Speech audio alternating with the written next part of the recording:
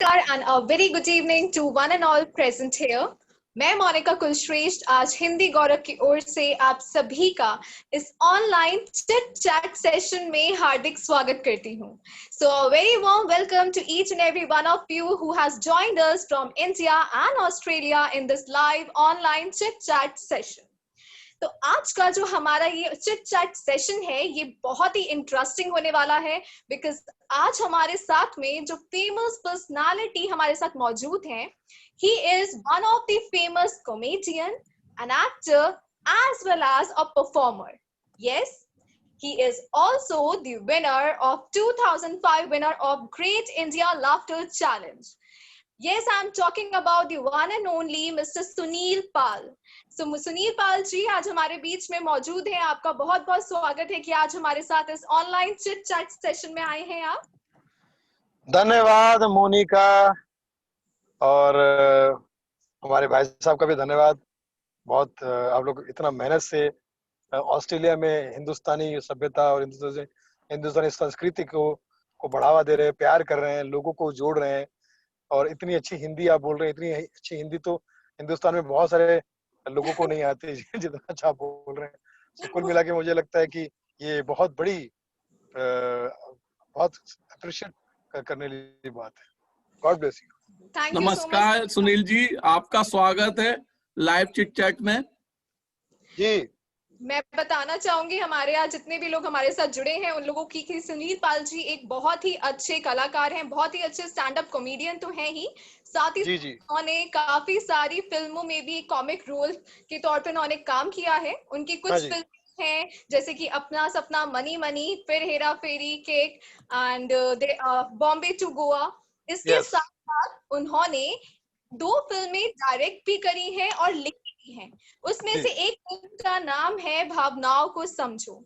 ये जो आपकी मूवी है ये Guinness book of world records में भी दर्ज है क्योंकि इसमें 51 स्टैंड अप कॉमेडियंस को लेकर ये मूवी बनाई गई है. तो ये बहुत ही बड़ी बात है के लिए and it is really a good thing for us and thank you for joining us today with us.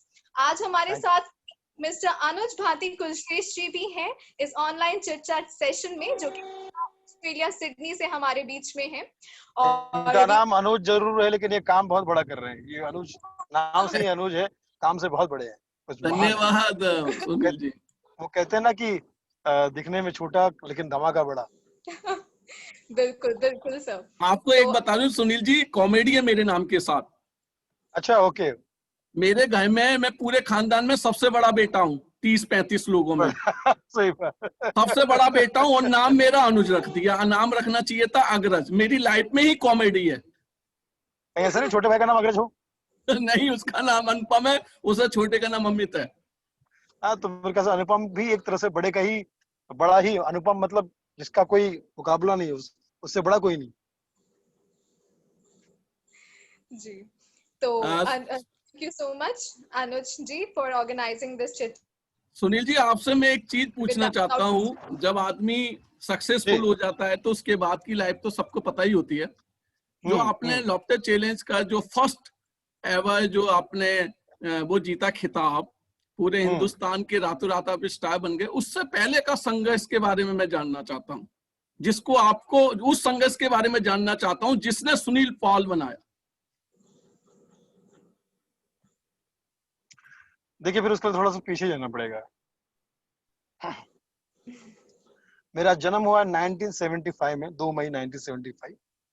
और 2 मई आपको पता होगा कि 1 मई को लेबर डे होता है, ठीक है. और 2 मई को ये लेबर पेन पैदा हो गया, ठीक है, ओके. और मेरा जो जन्म है चंद्रपुर डिस्ट्रिक्ट में छोटा सा गांव है मुरसा, वहां पर है. और मेरी पढ़ाई लिखाई बल्लार शाह में हुई, चंद्रपुर डिस्ट्रिक्ट में ही. और ये गांव बल्लार शाह जो है वो आंध्र प्रदेश साउथ और महाराष्ट्र के बॉर्डर पे आता है. तो यू कैन सी इट कि आपके मेरे चेहरे पर साउथ भी आपको दिखेगा और महाराष्ट्र भी आपको दिखेगा, जिस बात का मुझे प्राउड है. और पिताजी रेलवे में थे तो हम लोग रेलवे के फंक्शन में भाग लेते थे. तो स्कूल में बहुत छोटी उम्र में 83-82 की बात है, छोटा था मैं जब मैंने जीतू साहब की फिल्म हिम्मत वाला के गाने पे डांस किया था. 84 की बात हुई शायद. लड़की नहीं है तू लकड़ी का खंबा है, बक बक मत कर नाक तेरा लंबा है। इस गाने पर मुझे डांस में फर्स्ट प्राइज मिला था, can you believe it, first prize. क्योंकि बाकी लोग इतने बुरे थे, इतने बुरे डांसर थे कि मुझे मिल गया। और प्राइज में क्या मिला, स्टील का कटोरा। तो ये जो आपके सामने चटोरा है, इसका पहला प्राइज कटोरा है, जिसमें इसने आप सबका प्यार बटोरा है। और स्टील के कटोरे की वजह से स्टील इज वर्किंग। उसके बाद फिल्में देखने का शौक पैदा हुआ, फिल्मी कलाकारों की आवाजें निकालने का, फिल्मी गाने गाने का शौक पैदा हुआ। धीरे धीरे धीरे धीरे ये शौक जो है ये पागलपन में बढ़ता चला गया, मतलब ब्लड में शामिल हो गया कि क्या करे कैसे करे। कहीं भी जाता था फिल्में देखने का शौक, मतलब मैं फिल्म में बन गया था पूरी तरह से। स्कूल में इल्मी बनने के बजाय बाहर फिल्मी बन गया था मैं, और जा जाके लोगों को आवाज सुनाता था, कहीं किसी शादी में किसी फंक्शन में जहां माइक मिल गया मैं वहीं माइक टाइसन बन जाता था, वहीं माइक कलाल बन जाता था। मतलब इतना मैं फेवरेट हो गया था इस कला का, ठीक है, या ये कला मेरी फेवरेट हो गई थी। फिर धीरे धीरे जैसे जैसे बढ़ता चला गया, तो बचपन में मैं डबल रोटी भी बेचता था, ब्रेड भी बेचता था गली गली में जाके। तो जब वो बेचता था मैं, तो वहां पर भी एक्टर की आवाज में या किसी की नकल करके, तो लोगों से सामाजिक रास्ता हो गया था। दर्शक वर्ग जो है वो मेरे जो डबल रोटी खरीदने वाले कस्टमर थे वो हुआ करते थे। और फिर धीरे धीरे पढ़ाई जहां तक पूरी की, मैंने मैट्रिक पास की इन 3rd डिवीजन।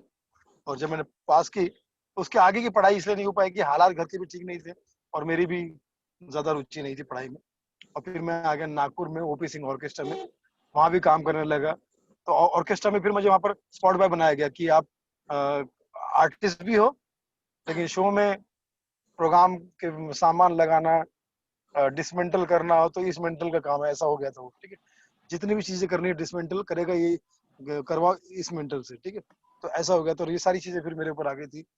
तो एक स्पॉट बॉय भी हो गया था वहां पर मैं, तो 2-3 साल वहां पर भी किया, वहां उनके ऑफिस में रह के ऑफिस बॉय भी रहा मैं। तो फाइनली मेरा दोस्त ओमी सिंह ने मुझे समझाया, जो कि एक स्टैंड अप कॉमेडियन खुद भी है, कि यार यही स्ट्रगल तो जाके बॉम्बे में कर। तो 1995 में बॉम्बे आ गया मैं। तो कोई पहचान वहचान तो थी नहीं, एक चाय की दुकान में सांता क्रूज में नौकरी कर ली। तब मुझे पता नहीं था कि बॉम्बे में या इंडिया में चाय बेचने वाले को इतनी इज्जत मिलती है, मिलेगी आगे, मुझे नहीं पता था। लेकिन फाइनली मेरा ये काम शुरू हुआ।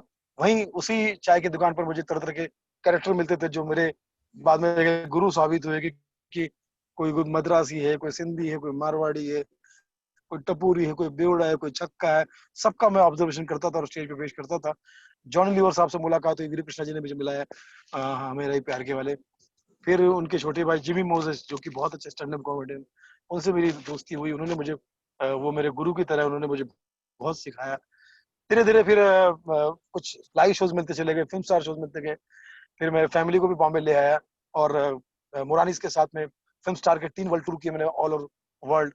फिर सोनू निगम साहब के साथ, महेंद्र कपूर साहब के साथ, प्लेबैक सिंगर के साथ, मैं सबके साथ किया। हाँ, लेकिन फाइनल डीडी मेट्रो पे धमाल नंबर 1 भी आया चैनल पे शो, वो भी लोगों ने पसंद किया। लेकिन जो मेरी मेन पहचान जो बनी वो लाफ्टर चैलेंज से बनी थी, जिसके लिए पंकज सरस्वती जी का जिनका जो शो का डायरेक्टर है, और हमारे गुरु जिमी मोदी, जिन्होंने वहां पर हमको भेजा, जिमी भाई ने। एंड तमाम लोगों का धन्यवाद, जो सारे कलाकार उसमें आए थे उनका भी धन्यवाद, जिनकी वजह से मुझे सीखने मिला, दिखने मिला।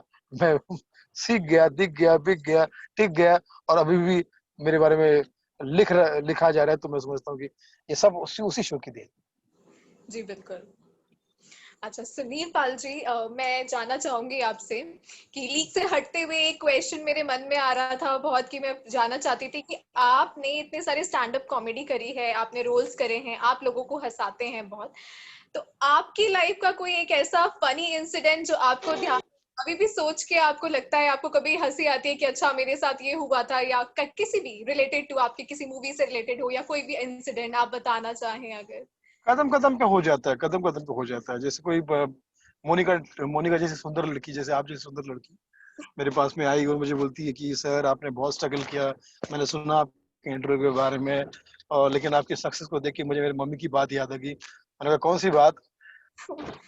हर कुत्ते का एक दिन आता है, every dog has a day. तो कभी कभी कहाँ एग्जाम्पल देना है, कैसे समझना, ये भी नहीं पता चलता है। तो जैसे मैं डबल रोटी बेचता था, तो मुझे लोग बोलते थे किधर क्या बेच रहा है, मैं डबल रोटी भेज रहा हूँ। बोले साले यहाँ पर खाने के लिए सिंगल रोटी नहीं मिल रही, तेरी डबल रोटी कौन खरीदेगा? ठीक है। तो ये प्रैक्टिकली बहुत सारी ऐसी बातें हो जाती है जिसकी वजह से एक बार मैं सोनू निगम जी के साथ में मैंने कम से कम 400-500 शोज किए एज एन एंकर, और एक बार कुमार शानू साहब का मुझे शो करने का मौका मिला, तो पूरे स्टेडियम में मैंने अनाउंसमेंट कर दिया कि आपके बीच में आ रहे हैं दुनिया के नंबर 1 प्लेबैक सिंगर, हिंदुस्तान के number 1 playback singer Sonu Nigam. पसीना आ गया। कुमार शानू वहां पर खड़े हैं और काटो तो खून नहीं मुझे। मैंने कहा सोनू निगम, जी हाँ, सोनू निगम भी जिनके फैन हैं, जिनको गुरु मानते हैं, ऐसे कुमार शानू आ रहे हैं आपके पीछे, ऐसा डाल दिया। तो ऐसे बहुत सारे इंसिडेंट्स होते रहते हैं वो अपने लाइव जिम, जो कि हमें स्टेज पे भी काम आते हैं।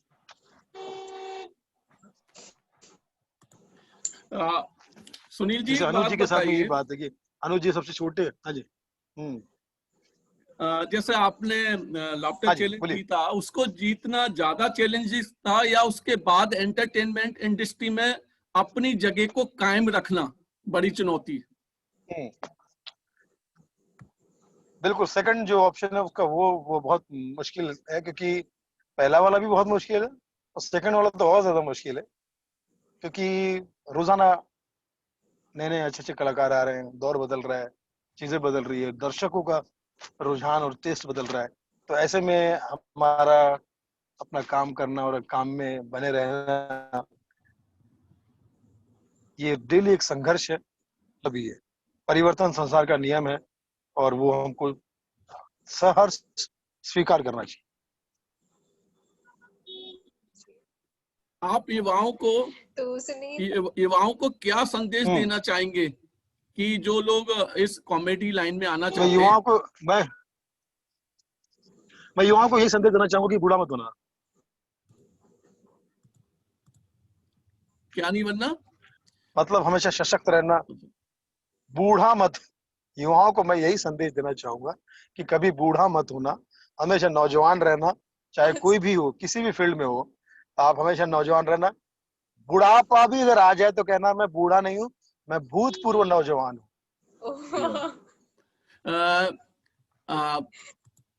आपने मूवी बनाई थी भावनाओं को समझो, जो आपकी फर्स्ट मूवी थी एज ए फिल्म मेकर, और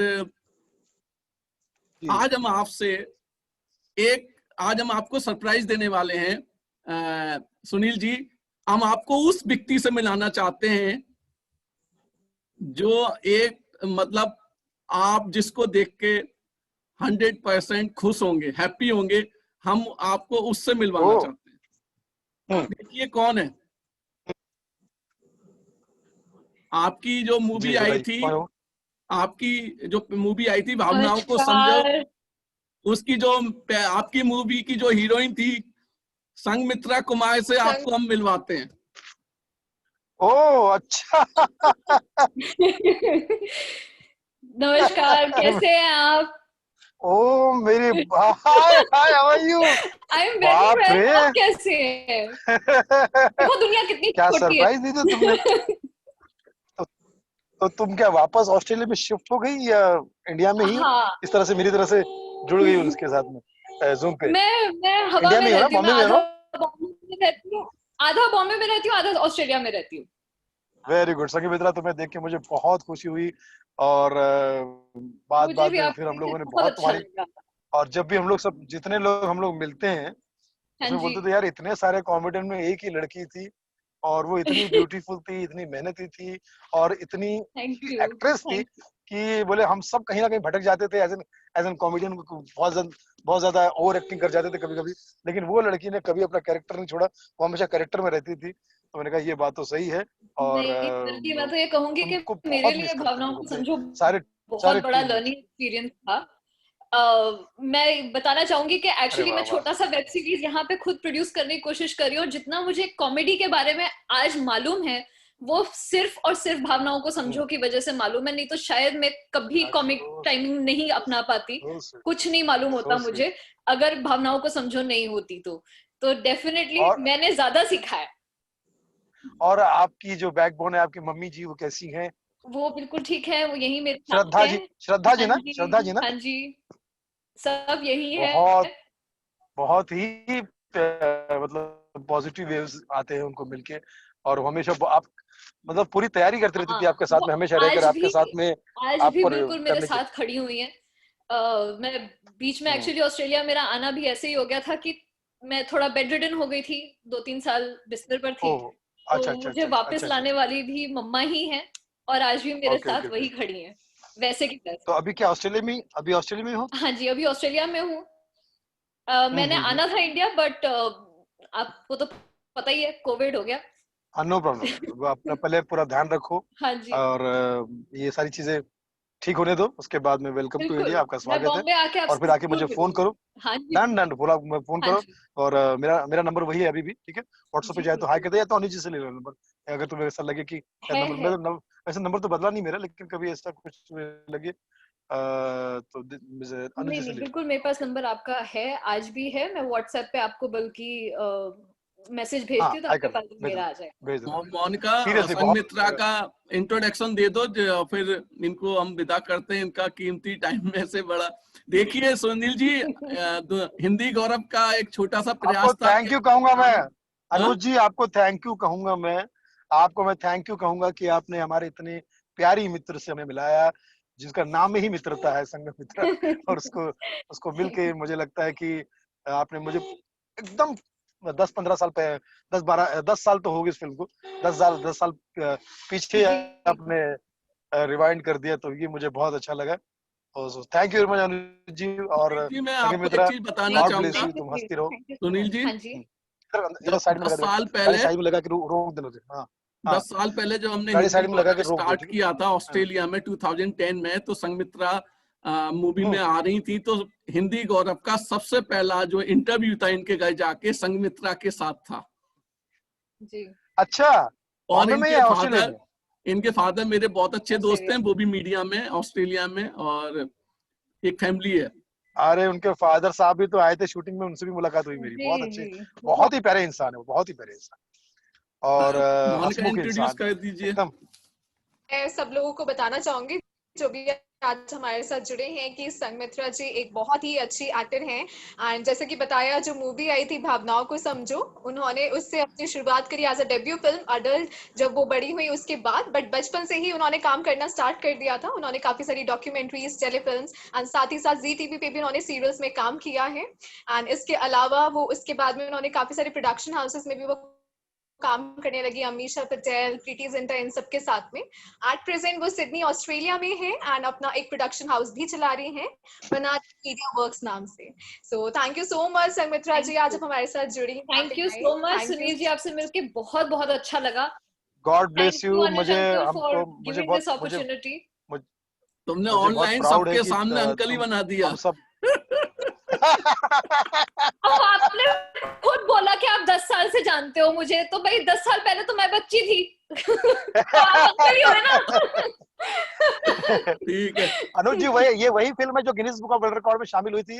भावनाओं को 51 कॉमेडियन थे इसमें, आपका बहुत प्रयास था। और सारे दिग्गज कॉमेडियन के साथ में ये लड़की ऐसा टक्कर देकर इसने काम किया है, ये कहीं पर भी कम नहीं पड़ी, बल्कि ज्यादा ही इसका काम का अप्रिशिएशन हुआ है। और ये बॉलीवुड की पहली फिल्म थी जो Guinness book of world record में गई थी। उसके बाद फिर Guinness book of world record का सिलसिला शुरू हुआ। तो ऐसी हमारी यादें जुड़ी है संगमित्रा के साथ। तो संगमित्रा, तुम हमेशा मित्र बन के हमारे संग रहो, और आके जल्दी से कॉल करो।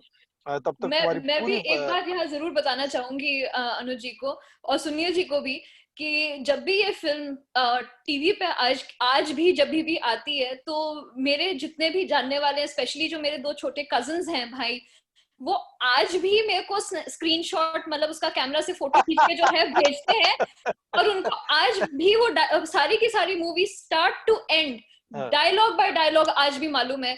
That is how funny that movie was. That is how good that movie was. सही बात, super. So God bless you, और आपके पूरे लवली फैमिली को मेरा नमस्ते कहना। और बिल्कुल, थैंक यू सरिता जी को भी मेरा नमस्कार कहिएगा। यस। थैंक यू संगमित्रा, ऐसी हंसती रहो, ऐसी करने के लिए। गाड़ी बंद कर दो तो बाहर आ जाओ, ठीक है? हाँ, ओके, ऑल द बेस्ट। हाँ, सुनील जी ये बताइए, स्टैंड अप कॉमेडी ज्यादा हार्ड है या फिल्मी कॉमेडी? देखिए अनुज जी, मुझे ऐसा लगता है कि सब चीजों का अपना अपना एक महत्व है। अभी हम लोग जैसे बात करते हैं, संघमित्रा हार्डकोर एक्ट्रेस है, ठीक है, वो एक एक्ट्रेस है। मैं, हम लोग स्टैंड अप कॉमेडियन सब लोग थे, तो एक बड़ा अच्छा समीकरण बन गया था। सब अपने अपने क्षेत्र के हिसाब से अपना अपना अच्छा अच्छा काम कर रहे थे। तो वो दिखेगा, अगर आप, मैं स्टैंड अप कॉमेडियन हूँ तो पर्दे पर स्टैंड अप कॉमेडियन का टाइप का एक शेड दिखेगा, और अगर आप स्पेशल एक्टर हो या एक्ट्रेस हो तो वो भी आपको वैसा दिखेगा। तो जिसने जो मेहनत की है वो उसके बॉडी में उतना अच्छा दिखेगा। आप अपना सबसे बड़ा अचीवमेंट क्या मानते हैं जिंदगी में? सबसे बड़ा अचीवमेंट यही मैं मानता हूँ कि मैं कॉमेडियन हूँ। सबसे बड़ा अचीवमेंट मैं ये मानता हूँ कि लोगों को हंसाने का जो काम मुझे ईश्वर ने दिया है, मैं ईश्वर का धन्यवाद करूंगा, मेरे गुरु जिमी मोजेस का धन्यवाद करूंगा, आप सब दोस्तों का धन्यवाद करूंगा, हमारे लाफ्टर चैनल के डायरेक्टर पंकज सरस्वती जी का धन्यवाद करूंगा, और वर्ल्ड के तमाम जो अच्छे कॉमेडियंस हैं जिनकी मैं पैरों की धूल हूँ, मैं उनका धूल बनकर मैं अपने आप को बड़ा बड़ा फील करता हूँ कि मैं, मुझे बड़ा प्राउड फील होता है कि मैं उनके चरणों की धूल हूँ। तो मुझे ऐसा लगता है कि, और दर्शक जो माई बाप है, जो जिस दर्शक को मैं परिवार मानता हूँ, जिनकी वजह से हमारा परिवार चलता है, और मैं कहता हूँ कि आज की दुनिया में अनुज जी, हंसाना मुश्किल जरूर है, बट हंसना और ज्यादा मुश्किल है। तो ये दर्शक जो है, बहुत हमसे ज्यादा मुश्किल काम दर्शक कर रहे हैं। सुनील जी, आजकल एक शब्द बहुत आ रहा है बॉलीवुड में, नेपोटिज्म। आप क्या राय रखते हैं इस पे? क्या आपने कभी फेस किया है? नेपोटिज्म दो टाइप के होते हैं, कि अच्छा नेपोटिज्म, एक बुरा नेपोटिज्म। जैसे ऋतिक रोशन को अगर उनके पापा ने लॉन्च किया, तो मैं समझता हूँ कि ऐसे नेपोटिज्म का मुझे सम्मान है। मैं कहता हूँ कि काबिल बच्चा है तो क्यों नहीं, काबिल भाई है, काबिल बच्चा है, काबिल बेटी है, बेटा है, कोई भी हो, अगर काबिल है तो अच्छी बात है, उसमें क्या प्रॉब्लम है। और थोड़ा बहुत बुरा नेपोटिज्म होता है, लेकिन वो भी इतना बुरा नहीं है। नेपोटिज्म, आई डोंट थिंक कि कोई बुरी चीज है। वो तो सरकार भी आरक्षण देती है, रिजर्वेशन देती है, वो क्या, वो भी तो नेपोटिज्म ही है ना, ठीक है। तो मुझे ऐसा लगता है कि मतलब जो बंदा अपने तरह से सुरक्षित, उनको अगर लॉन्चिंग मिलता तो अच्छी बात है। सबसे बुरा है ग्रुपिज्म। ग्रुपिज्म जो है वो बहुत बुरा है, कि भैया हमारा अपना टेरिटरी है, हमारा अपने, मैं अगर शराब पीता हूँ तो शराब पीने वाले मेरे सारे दोस्त होने चाहिए, बिना शराब पीने वाले को हम नहीं साथ में बिठाएंगे। जो मेरी हाँ में हाँ मिलाता है मैं उसके साथ बैठूंगा, जो मेरे साथ बात को अगर हाँ में हाँ नहीं मिलाता तो मेरा दुश्मन है। तो वो चीज, ग्रुपिज्म थोड़ी बुरी चीज हो सकती है। नेपोटिज्म अच्छा बुरा हो सकता है, और वो मतलब अच्छा तो अगर कुछ लेवल पे ठीक ही अच्छा, बट इतना बुरा भी नहीं मानता उसको नेपोटिज्म में। आपके जब आप स्ट्रगल कर रहे थे, संघर्ष कर रहे थे, ऐसी क्या सीख मिली आपको जिसे आप आज भी फॉलो करते हो? यही कि दिल, दिमाग, आंखें, आवाज, नेचर और नियत। दिल, दिमाग, आंखें, आवाज, नेचर और नियत हमेशा साफ रखो, हमेशा साफ। मोनिका? तो आपको आपकी मंजिल साफ साफ दिखाई देगी, और आप अपना काम भी साफ सुथरे तरीके से कर पाओगे। जी। अच्छा सुनील पाल जी, आप जब पेट इंडिया लाफ्टर चैलेंज में आप जब आए थे, तो आपका एक कैरेक्टर था रतन नूरा, जो आपने वो कैरेक्टर मैं उसके बारे में कुछ जानना चाहती हूँ कि वो कैरेक्टर आपने कैसे, मतलब कैसे आपके दिमाग में आया उसका आइडिया? जिस तरह से महिवाल था सोनी का, जिस तरह से महिवाल था सोनी का, उस तरह से आई लव यू मोनिका। भावनाओं को समझो। ये मैं जब चाय की दुकान पे काम करता था 1995 में, जैसे मैंने कहा कि सारे क्रिएटर वहां पर जो आते थे सबके सब मेरे गुरु थे, चाहे वो कस्टमर थे, लेकिन उनका स्टाइल, उनकी फिलोसफी मेरे बहुत काम आई। वैसे ही हम लोग जम्बो होटल बाजू में काम कर खाना खाने जाते थे, तो वहाँ हमारे कुछ दोस्त लोग हमको मिलते थे, जो स्ट्रगलर, हम लोग उस वक्त स्ट्रगलर जो साथ में बैठते थे, जिसमें राजा हसन था, भाभी जी घर पे है के राइटर मनोज संतोषी थे, क्राइम पेट्रोल का एक डायरेक्टर है मेरा मृत्युंजय झा, हम सब लोग वहाँ बैठते थे। और वहां पर ये रतन नूरा साहब उस होटल में आते थे खाना खाने के लिए, और वहीं पर उसी स्टाइल में खाना खिलाओ रात के 12 बजे का जब होटल बंद होता था तब आते थे, खाना खिलाओ, फोकट नहीं खा रहा हूँ, पैसा लाया हूँ, जल्दी करो नहीं तो उठा के पटक दूंगा सबको, तुम सबको साले पैरों तले कुचल दूंगा, जल्दी खाना खिलाओ। तो दुबला पतला आदमी इस तरह की डेयरिंग बाज बात कर रहा है और कॉन्फिडेंट बात कर रहा है, तो वो चीजें मुझे अच्छी लगती थी। मैं उनके साथ बैठ के सीखता था उनकी स्टाइल, और फिर बाद में ऐसा हो गया था कि उनको देखते ही हम सब दोस्त लोग उनके स्टाइल में बात करना शुरू कर देते थे, तो मुझे बोलते थे साले सुनील ने सबको बिगाड़ दिया। तो लेकिन बहुत दुबले पतले थे, उनको टीबी का प्रॉब्लम था, तो उनका स्वर्गवास हो गया उसी साल भर में जब लाफ्टर भी नहीं आया था। तो शायद जब लाफ्टर चैलेंज में मैं खड़ा था स्टेज पे परफॉर्म करने के लिए, तब शायद कहीं ऊपर वाले से, ईश्वर से, हमारे रतन नूरा साहब भगवान से कह रहे होंगे कि देखो देखो यही वो स्ट्रगलर है साला, बहुत स्ट्रगल कर रहा है, ये भगवान तुमने हमको तो कुछ नहीं दिया, हमारा नाम और हमारे हिस्से का सब कुछ इसको दे दे। तो भगवान ने कहा ठीक है तथास्तु, आज से इसका नाम है रतन नूरा, और तुम्हें तुम हाँ और एक काम करो, तुमने तो हमें टीवी वाला बनाया था, इस साले को टीवी वाला बना दे। और शायद उन्हीं की सिफारिश होगी कि भगवान ने बोला कि तथास्तु ये टीवी वाला बन गया, ये टीवी में आता रहेगा। शायद ये मुझे लगता है कहीं ना कहीं उन्हीं की पॉजिटिव वेव्स है कि मैं टीवी वाला हूँ, लेकिन तू टीवी वाला बन जा। जी रियली वो कैरेक्टर बहुत ही अच्छा था आपका, इट वाज रियली फनी। जी जी। तो यही सब ऑब्जर्वेशन में देखते रहते, हम लोग मिलते रहते लोगों से, अलग अलग तरीके से करते हैं। जी अनुज जी कुछ कह रहे थे। आपके जिंदगी का सबसे यादगार लम्हा कौन सा है जिसको आप दोबारा अपनी लाइफ में लाना चाहेंगे? स्कूल टाइम, मेरा जो स्कूल टाइम था, हालांकि पढ़ाई से मुझे प्यार नहीं है, था नहीं, इतना मैं होशियार नहीं था पढ़ाई में, लेकिन वो जो स्कूल की जो मस्तियां, स्कूल का जो समय, बचपन का जो समय, वो सभी के लिए मेरे ख्याल से नॉस्टैल्जिया है। ऑस्ट्रेलिया के बाद अगर कोई चीज है तो नॉस्टैल्जिया है। तो मुझे ऐसा लगता है कि वो लोगों के दिल में रहता है। आप मतलब पढ़ाई, मतलब घूमने फिरने के लिए मैं ना लंदन जाऊंगा, ना अमेरिका, ना ऑस्ट्रेलिया, मैं तो जाऊंगा नॉस्टैल्जिया। चलते चलते आपसे लास्ट में एक सवाल पूछता हूँ, ऐसे कौन से कॉमेडियन हैं जो आपको सबसे ज्यादा प्रभावित करते हैं और आप उनके द्वारा निभाया गया रोल फिल्म में आप करना चाहते हैं, और क्यों?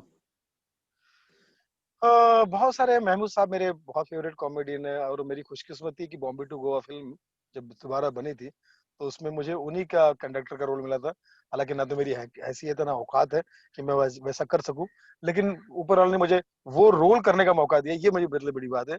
और मैं बहुत गदगद हूँ, मैं महमूद साहब का बहुत बड़ा फैन हूँ, जॉनी वॉकर साहब का बहुत बड़ा फैन हूँ, जॉनी लीवर साहब का बहुत बड़ा फैन हूँ, राजपाल यादव मेरे बहुत फेवरेट है, अभी कपिल शर्मा और सुनील ग्रोवर मेरे बहुत फेवरेट है, हमारे के नायकर साहब जबलपुर के, आप शायद नाम सुना होगा आपने, वो भी मेरे बहुत फेवरेट, जिमी मोजेस जो मेरे गुरु हैं वो मेरे बहुत फेवरेट है, पाकिस्तान के उमर शरीफ, मोइन अख्तर मेरे बहुत फेवरेट है, अमानुल्लाह खान साहब मेरे बहुत फेवरेट है, Charlie Chaplin, Jim Carrey, Rowan Atkinson, mister Bean, ये सब, इन सब से जितना सीखा जा सके उतना कम।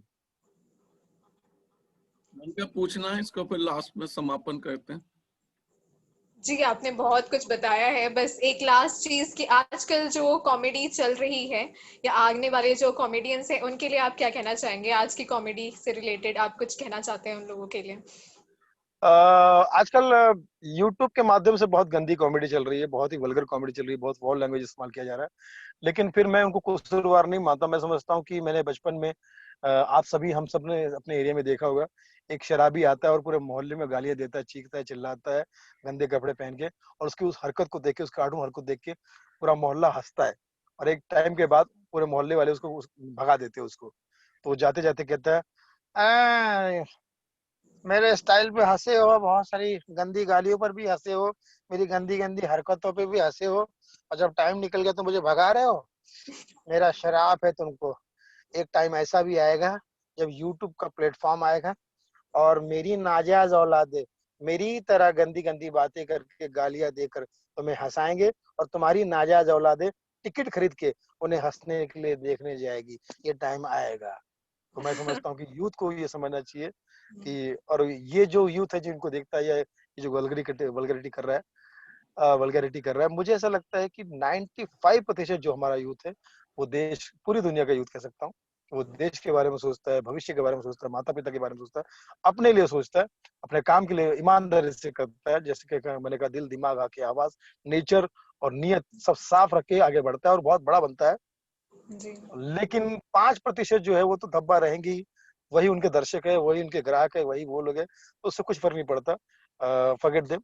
हम लोग अपना काम करते रहेंगे। और जितने जितने कॉमेडियन आना चाहते हैं इस क्षेत्र में, उनसे हाथ जोड़ के निवेदन करता हूँ, पढ़ाई करो, पढ़ो, लिखो, समझो, सोचो, अच्छे लोगों को देखो, अच्छी बातें लाओ, क्योंकि अच्छी चीज जो है, सच्ची चीज जो है, उसकी लाइफ बहुत लंबी होती है, तुम बहुत लंबा जाओगे। और अगर गंदगी में जाओगे तो भैया, गठन में फंसा हुआ आदमी या तो मर सकता है या तो बाहर बास मार सकता है। जो समझ में नहीं आता वो समाज में नहीं आता। थैंक यू सुनील जी, बहुत अच्छा आपने अपने अनुभव हमारे साथ साझा किए, और हम भगवान से प्रार्थना करते हैं कि आपको तरक्की दें, आप लाइफ में जो भी अचीव करना चाहते हैं वो पूरे हों। और मेरा विश्वास है कि कॉमेडी के क्षेत्र में आप एक नए नए आयाम स्थापित करेंगे, जो न्यू कमर्स के लिए एक सीख होंगे। और भगवान से उम्मीद करता हूँ कि आप लोगों को हंसते रहें और हंसाते रहें। एक सवाल तो आप ऑस्ट्रेलिया में आप कौन से शहर से बोल रहे हैं? हम सिडनी में हैं। ओ, तो आप ही हो मेरे दिल, दिमाग और kidney. I love my Sydney, I love my Sydney. और उम्मीद करते हैं अभी स्वेच्छा कुछ पूछना चाहती हैं, ये लास्ट में ज्वाइन किया था ये। हाँ, नमस्ते सुनील जी, मैं आपकी नमस्ते जी। कॉमेडी हमेशा देखती हूँ, और हाँ। क्या कहते हैं, लॉकडाउन के बाद you must come to Sydney, आपको सिडनी आना जरूर है। We are looking forward to see you after the lockdown. कौन नहीं आना चाहेगा ऑस्ट्रेलिया, कौन नहीं आना चाहेगा सिडनी। मैं तो रोज सुबह सुबह गाना गाता हूँ, ऑस्ट्रेलिया ओ हो ऑस्ट्रेलिया ओ हो Australia, and I love Australia and India. तो बुला लीजिए मुझे, मैं आना चाहता हूँ, मैं वहाँ शो करना चाहता हूँ, मैं वहाँ पे हंसना चाहता हूँ, मैं वहाँ पे हंसाना चाहता हूँ। जितने हमारे हिंदुस्तानी भाई है, बहनें है, गाइज है, बैल्स है, जितने भी लोग हैं वहाँ पर, सबको मैं मिलना चाहता हूँ। हिंदुस्तान के लोगों को, पाकिस्तान के जो हमारे भाई हैं वो उनको, या बांग्लादेश के जितने भी हमारे सब कॉन्टिनेंट के जितने भाई हैं, सबको मैं वहाँ पर मिलना चाहता हूँ, हंसाना चाहता हूँ। हालांकि ऑस्ट्रेलिया में आकर गया हूँ मैं, शो करके गया हूँ मैं, लेकिन ऑस्ट्रेलिया, फिजी, न्यूजीलैंड, ये सब आके गया हूँ, लेकिन उसको समय हो गया, अभी उसको 12-13 साल हो गए। तो इतना लंबा गैप ठीक नहीं है। ऑस्ट्रेलिया वालों, बुलाओ मुझे, सुसाइड कर दो। Have to have you here. मेरा सीरियस नोट में एक सवाल है, जो ये यूथ है इंडिया का जो ड्रग्स में इतना ज्यादा अपने आप को वेस्ट कर रहा है, उनके लिए आप क्या कहना चाहेंगे? देखिए, मैं बहुत दुखी होता हूँ जब कोई नौजवान लड़का या लड़की बाहर रोड पे सिगरेट पीते हुए दिखते हैं या शराब पीते हुए दिखते हैं, क्योंकि आज तो भाभी जी, मुझे ऐसा लगता है कि श्रुति जी, लड़कों के साथ साथ लड़कियां भी बढ़ चढ़ के हिस्सा ले रही हैं। ठीक है, ओके। वो अपने माँ बाप के द्वारा दी गई आजादी का बहुत गलत फायदा उठा रही है। ठीक है, ओके। मैं कहता हूँ, पढ़ाई करो, लिखाई करो, अपने बड़े पोस्ट पे जाओ, बहुत बड़ा नाम करो, मतलब देश का नाम करो। मैं समझता हूँ कि हम महिलाओं के शक्तिकरण के लिए, महिलाओं के आगे बढ़ने के इस प्रोसेस में हम पुरुष और सारे ही दुनिया जो है, देश और दुनिया उनके सपोर्ट में। लेकिन अगर उसका ये गलत मैसेज पहुंचाएंगे, गलत संदेश पहुंचाएंगे, तो ये बहुत, पता नहीं क्यों इतना नशे में आज का यूथ आ गया है। क्या मजबूरी है, आई डोंट नो। क्योंकि ना पैसों की कमी है, ना माता पिता बहुत प्यार करते हैं उनको, एजुकेशन बहुत अच्छा मिला है। पढ़े लिखे होने के बावजूद भी अगर तुम यही जिंदगी जी रहे हो, तो क्या फायदा तुम्हारी पढ़ाई लिखाई का, क्या फायदा तुम्हारे एजुकेशन का। माँ बाप ने पेट काट काट के तुम्हें पाला। वो बात अलग है कि माँ बाप जो है, माँ जो है गायनोकोलॉजिस्ट है, इसलिए पेट काट काट के पाला है, और बाप जो है वो लाइफो शोषण करता है, इसलिए पेट काट काट कर। लेकिन दूसरों का भी काटा, ये उनकी औलाद है जिन्होंने दूसरों का पेट काटा है, जो इस तरह से। तो मैं, जोक्स अपार्ट, मैं गायनोकोलॉजिस्ट को और लाइफो वालों को बुरा नहीं बोलूंगा। कहने का मतलब ये है कि पता नहीं क्या हो गया यूथ को, क्या किस चीज का कंपटीशन है, किस चीज का डिप्रेशन है, किस चीज को क्या क्या आगे बढ़ना है, कि जरा सा कहीं हार हो जाती है तो सुसाइड कर लेते हैं, जरा से कोई हार हो गया तो नशे में चले जाते हैं, अपने आप को खतरे में डाल देते।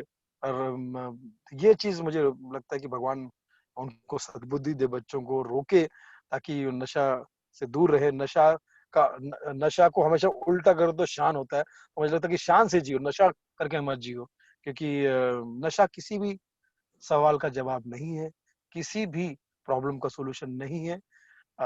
ये 100% कड़वा सत्य है, और जितना जल्दी हमारा यूथ समझ जाएगा उतना अच्छा है, वरना यूथ को भूत बनते हुए टाइम नहीं लगेगा। थैंक यू सुनील जी, आपने टाइम निकाला, और ये आपकी उम्मीद पत्नी करते जी हैं अनुज जी, श्रुति जी आपकी पत्नी जी हैं? स्वेच्छा जी, स्वेच्छा मेरी पत्नी है। भाभी जी आपने भाभी जी स्वेच्छा से शादी की है, कोई जबरदस्ती की थी इन्होंने? स्वेच्छा से की है। ये बॉस है हमारी। हाँ जी, तो आपका नाम ही अनुज है, आप तो बॉस, आपका तो हर आदमी बॉस है। वो तो शुक्र है प्यार से भाभी आपको अनुज ही बोलती है, वरना छोटू भी बोल सकती है। छोटू इधर आओ। रामू भी बोल देती हैं कभी कभी। कहती है ऑस्ट्रेलिया बुलाया क्यों था, इसीलिए तो बुलाया था रामू बनाने के लिए। तो ऑनलाइन अनुज जी रहते हैं, पीछे रामू।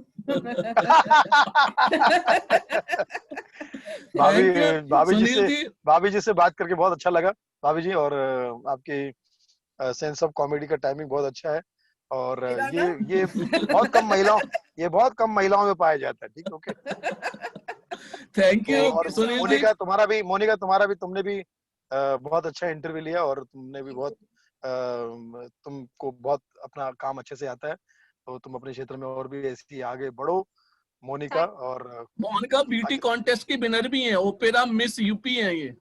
हाँ, तो वो अपने आप में ब्यूटी कॉन्टेस्ट है, खुद अपने आप में कह सकता हूँ कि यूथ फेस्टिवल है वो अपने आप में। Thank you Sunil ji, thank you, all the best, शुभकामनाएं, God bless you, love you all. और मेरा सोशल मीडिया पर यूट्यूब चैनल है सुनील पाल ऑफिशियल, ये यूट्यूब चैनल है, उसे सारे दोस्तों में फैला दो, ठीक है? ओके, बिल्कुल, थैंक यू, बहुत अच्छा लगा, थैंक यू सुनील। मुझे भी अच्छा लगा भाभी जी, thank you Anuj ji, bye Monica, bye.